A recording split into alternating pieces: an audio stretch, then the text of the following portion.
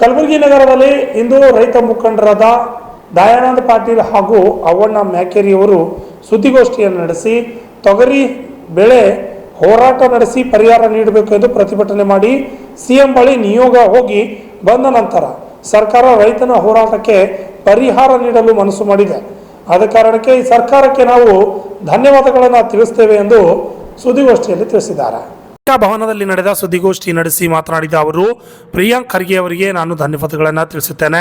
ಸರ್ಕಾರ ರೈತರ ನೆರವಿಗೆ ಬಂದಿದೆ ಎಂದು ತಿಳಿಸಿದರು. ಪತ್ರಿಕಾಗೋಷ್ಠಿಯನ್ನು ಅತ್ಯಂತ ಪ್ರಮುಖ ಅಂತ ತಿಳಿದು ಪತ್ರಿಕಾಗೋಷ್ಠಿಯಲ್ಲಿ ಹೋರಾಟಗಾರರು ಗೆಳೆಯರಾದಂಥ ಅವ್ವಣ್ಣ ಮ್ಯಾಕೇರಿಯವರು, ಅದೇ ರೀತಿಯಾಗಿ ಹಿರಿಯರು ರಾಷ್ಟ್ರೀಯ ರೈತ ಮುಖಂಡರಾದಂಥ ನಮ್ಮ ಮಾರ್ಗದರ್ಶಕರಾದಂಥ ಬಸವರಾಜ್ ಇಂಗಿನ್ ಸರ್ ಅವರೇ, ಅದೇ ರೀತಿಯಾಗಿ ರೈತ ಮುಖಂಡರಾದಂಥ ಗಿರೀಶ್ ಪಾಟೀಲ್ ರೇ, ನೀರಾವರಿ ಹೋರಾಟಗಾರರಾದಂಥ ಭೀಮಶೆಟ್ಟಿ ಮುಖ ಅವರೇ ಮತ್ತು ಶಿವಾನಂದ್ ಮಠಪತಿ ಅವರೇ, ಶರಣಗೌಡ ಪಾಟೀಲ್ ರೇ, ಶಿವಕುಮಾರ್ ಪಾಟೀಲ್ ರೇ ಹಾಗೂ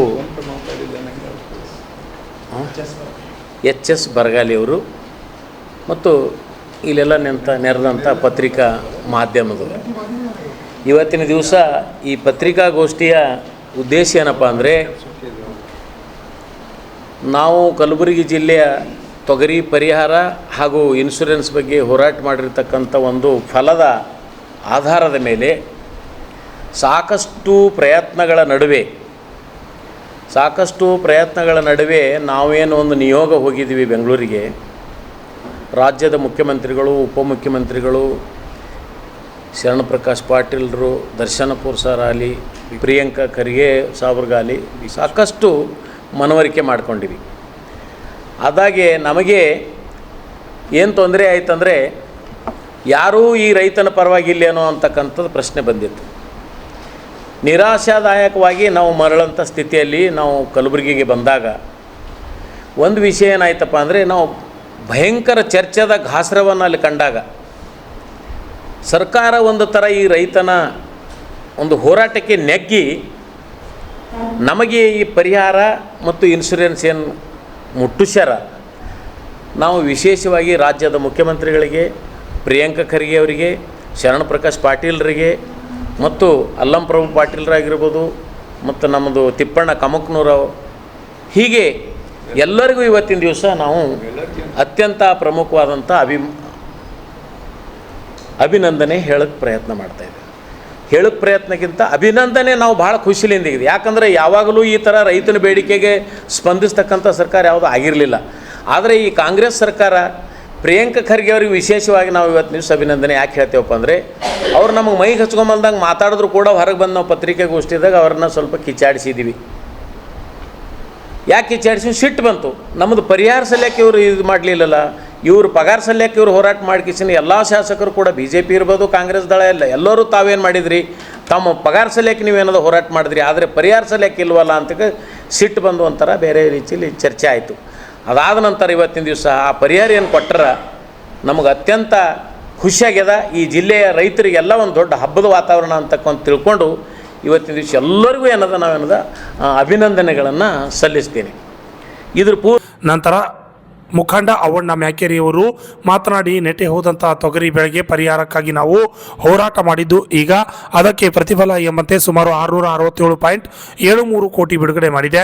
ಇದಕ್ಕೆ ನಾನು ರಾಜ್ಯ ಸರ್ಕಾರಕ್ಕೆ ಹಾಗೂ ಸ್ಥಳೀಯ ಶಾಸಕರು, ಸಚಿವರಿಗೆ ಧನ್ಯವಾದಗಳನ್ನು ತಿಳಿಸುತ್ತೇನೆ. ಅನೇಕ ಸಮಸ್ಯೆಗಳಿಂದ 2024-25ನೇ ಸಾಲಿನ 2000ಕ್ಕೂ ಹೆಚ್ಚಿನ ಹೆಕ್ಟರ್ ಪ್ರದೇಶ ಬೆಳೆ ಹಾನಿಯಾಗಿತ್ತು. ಇದರ ಬಗ್ಗೆ ಪ್ರತಿಭಟನೆ ಮಾಡಿ ಸಿಎಂ ಹತ್ತಿರ ನಿಯೋಗ ಹೋಗಿ ಅವರಿಗೆ ಮನವರಿಕೆ ಮಾಡಿದ್ದೇವೆ ಎಂದು ಮುಖಂಡರಾದ ಅವ್ವಣ್ಣ ಅವರು ತಿಳಿಸಿದ್ದಾರೆ.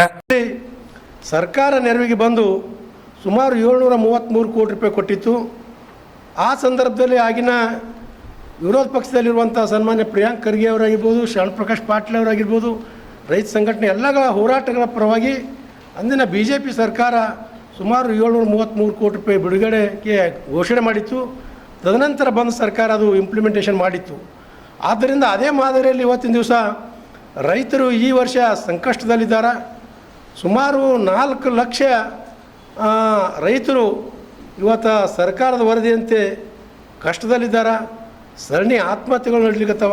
ಅದಕ್ಕೆ ಅವರ ನೆರವಿಗೆ ಬರಬೇಕಂತ ತಿಳ್ಕೊಂಡು ನಾವೆಲ್ಲರೂ ಇವತ್ತಿನ ದಿವಸ ರೈತರ ಜೊತೆಯಾಗಿ ಎತ್ತು ಬಂಡಿಗಳು ತೊಗೊಂಡು ಟ್ರ್ಯಾಕ್ಟರ್ಗಳು ತೊಗೊಂಡು ಜಿಲ್ಲಾಧಿಕಾರಿಗಳ ಕಚೇರಿ ಮುಂದೆ ಮಾರ್ಚ್ 5ನೇ ತಾರೀಕಿನಿಂದ 3 ದಿನಗಳ ಕಾಲ ಸುಡು ಬಿಸಿಲಿನಲ್ಲಿ ಯಾವುದನ್ನು ಲೆಕ್ಕಿಸದೆ ಅಹೋರಾತ್ರಿ ಧರಣಿ ಮಾಡಿದ ಹಿನ್ನೆಲೆಯಲ್ಲಿ ಇವತ್ತಿನ ದಿವಸ ಮಾನ್ಯ ನಮ್ಮ ಜಿಲ್ಲಾಧಿಕಾರಿಗಳು ಮತ್ತು ಉಪಮುಖ್ಯಮಂತ್ರಿಗಳು ಮತ್ತು ಸನ್ಮಾನ್ಯ ಶರಣಪ್ರಕಾಶ್ ಅವರು ಪ್ರಿಯಾಂಕ್ ಅವರ ಭರವಸೆ ಮೇರೆಗೆ ಆ ಒಂದು ಹೋರಾಟವನ್ನು ಹಿಂಪಡೆದಿದ್ದೀವಿ.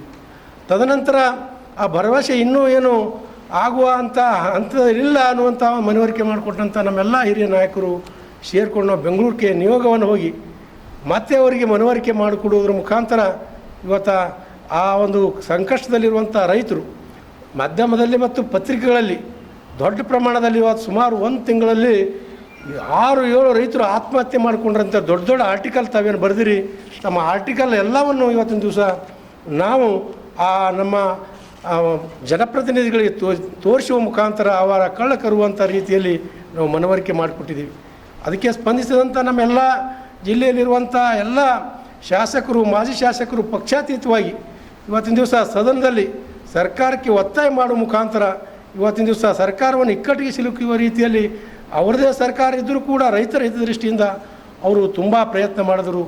ಅವರ ಪ್ರಯತ್ನದ ಫಲವಾಗಿ ಮತ್ತು ಎಲ್ಲರ ಫಲವಾಗಿ ಇವತ್ತಿನ ದಿವಸ ಸನ್ಮಾನ್ಯ ಪ್ರಿಯಾಂಕಾ ಖರ್ಗೆ ಅವರು ಕೂಡ ಏನು ಹಿಂದೆ ನಾವು 2022-23 ಸಾಲಿನಲ್ಲಿ ಆದಂಥ ಬೆಳವಣಿಗೆ ಹಿನ್ನೆಲೆಯಲ್ಲಿ 23-24ನೇ ಸಾಲಿನಲ್ಲಿ ಅವು ಇನ್ಶೂರೆನ್ಸು ಮತ್ತು NDRF ಮತ್ತು ನೆಟರೋಗ ಪರಿಹಾರ ಸೇರಿ ಏನು 773 ಕೋಟಿ ಇತ್ತು, ಅದೇ ಮಾದರಿಯಲ್ಲಿ ಈ ಸಲ 800 ಕೋಟಿ ಕೊಡಬೇಕೆನ್ನುವಂಥ ಆಗ್ರಹವನ್ನು ಕೂಡ ನಾವು ಮಾಡಿದ್ದೀವಿ.